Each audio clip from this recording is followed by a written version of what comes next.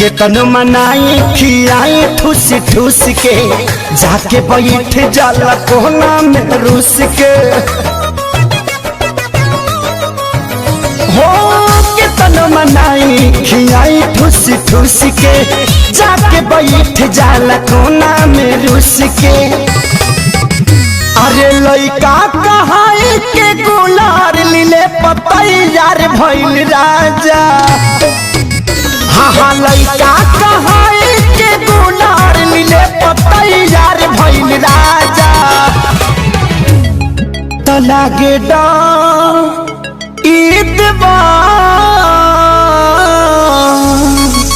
लागे डर ईदवार करी घातिए राजा।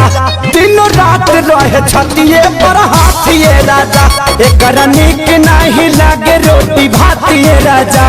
दिनों रात रहे छतिए पर हाथिए राजा।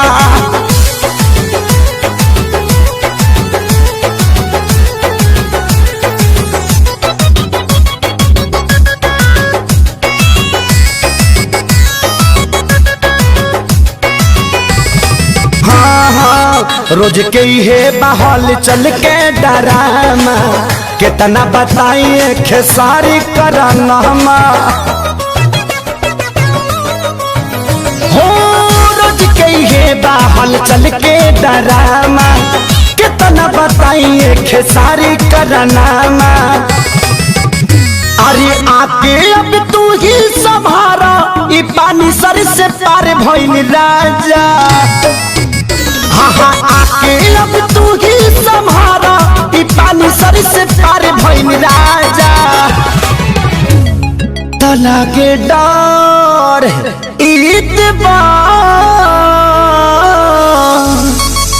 लागे डर ईदवार करी घातिए राजा। दिनों रात रहे छतिए पर हाथिए राजा। गाल कटल बाहल वाले बतातिए राजा।